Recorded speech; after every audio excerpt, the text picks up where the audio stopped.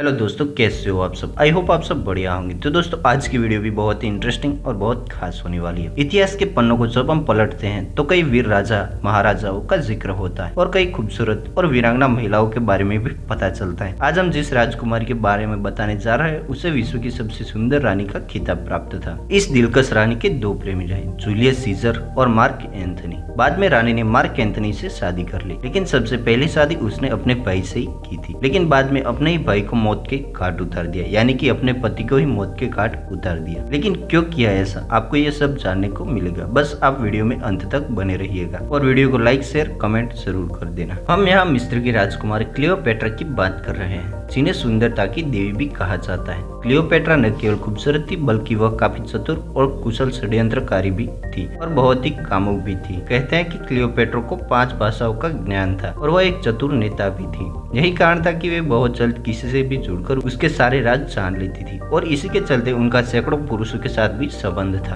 अपने शासन और अपने अस्तित्व को बचाने के लिए क्लियोपेट्रा को क्या कुछ नहीं करना पड़े, यह बहुत ही रोचक और रहस्यमय है। माना जाता है कि मिस्र पर राज करने का सपना राजकुमारी क्लियोपेट्रा बचपन से देख रही थी। जब वो 14 साल की थी तो उसके पिता की मौत हो गई, जैसा कि सदियों से होता आया है। समाज लड़कियों को शासन करते हुए देखने का आदी नहीं है। बस राजकुमारी क्लियोपेट्रा के साथ भी कुछ ऐसा ही हुआ। थोड़े दिनों के लिए क्लियोपेट्रा की मुट्ठी में मिस्र की सत्ता आ गई, लेकिन विरोधियों को एक लड़की की अगुवाई में चलना पसंद नहीं आया। इसलिए फैसला लिया गया कि क्लियोपेट्रा की शादी उसके छोटे भाई से ही करवा दी जाए और ऐसा ही हुआ और क्लियोपेट्रा की शादी उसके छोटे भाई से करवा दी गई। उन दिनों मिस्र में ऐसा रिवाज हुआ करता था। अब क्लियोपेट्रा और उसका छोटा भाई यानी कि उसका पति दोनों मिलकर मिस्र को चलाने लगे, लेकिन धीरे धीरे विरोधियों ने क्लियोपेट्रा की नीतियों का विरोध करना शुरू कर दिया। असल में ग्रीक देश के लोग जो क्लियोपेट्रा के पिता को अपना सहयोग देते थे, वो राजकुमारी के भाई टोलेमी को अपना सहयोग करने लगे थे। इसकी सबसे बड़ी वजह थी महिला शासक को पसंद न करना। टोलेमी को सत्ता का नशा चढ़ना शुरू हो गया था, जिससे क्लियोपेट्रा महल छोड़कर भागने पर मजबूर हो गई।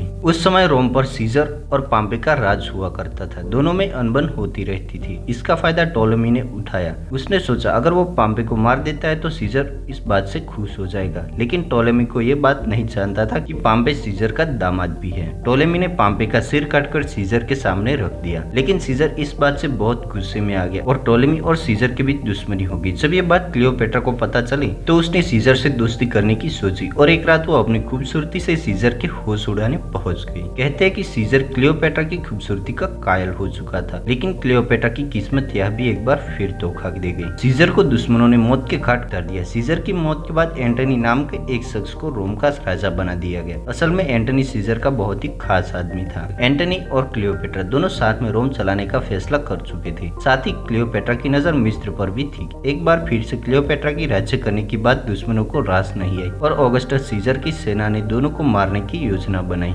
लड़ाई के मैदान में जब ऑगस्टस सीजर, एंटनी और क्लियोपेट्रा आमने सामने थे तो एंटनी की सेना ने उसे धोखा दे दिया। असल में इस युद्ध में एंटनी और क्लियोपेट्रा की सेना दोनों साथ मिलकर लड़ रही थी। धोखेबाज सेना को देखकर एंटनी को लगा कि शायद क्लियोपेट्रा ने अपनी सेना को वापस बुला लिया है। दूसरी तरफ क्लियोपेट्रा समझ चुकी थी कि अब हार होने निश्चित है, इसलिए उसके मन में एक डर समा गया कि एंटनी के मरने के बाद ऑगस्टस सीजर क्लियोपेट्रा को अपने कब्जे में ले लेगा। इस वजह से वो वापस महल की ओर दौड़ी। क्लियोपेट्रा को वापस जाता देख एंटनी को लगा कि उसके प्यार ने उसे धोखा दे दिया है। ये देखकर उसने खुद को तलवार मार ली, लेकिन उसका खून बहने की बजाय जम गया। वही महल में क्लियोपेट्रा ने एक जहरीले सांप को लेकर अपने स्तन पर कटवा लिया। मरने से पहले उसने कुछ सैनिकों को भेजकर एंटनी की आखिरी बार देखने की इच्छा जताई। एंटनी में भी अभी जान बाकी थी। वो किसी तरह महल में पहुंचा, लेकिन दूसरे ही पल उसके पैरों से जमीन खिसक गई जब उसने क्लियोपेट्रा को बिना कपड़ों के फर्श पर पड़ी देखा और काला सांप भी वही रेंग रहा था। ये देखते ही एंटनी की भी मौत हो गई। सीजर के बाद ऑक्टावियन ने रोम की गद्दी संभाली। ऑक्टावियन चतुर था, इसलिए फंसाना क्लियोपेट्रा के लिए संभव नहीं हुआ। ऐसा कहा जाता है कि ऑक्टावियन ने किसी डंक वाले जानवर से क्लियोपेट्रा की हत्या करवा दी, लेकिन सच तो यही है कि क्लियोपेट्रा ने खुद ही जहरीले सांप से अपने स्तन को कटवाकर अपनी मौत को निमंत्रण दे दिया था। इसी तरह से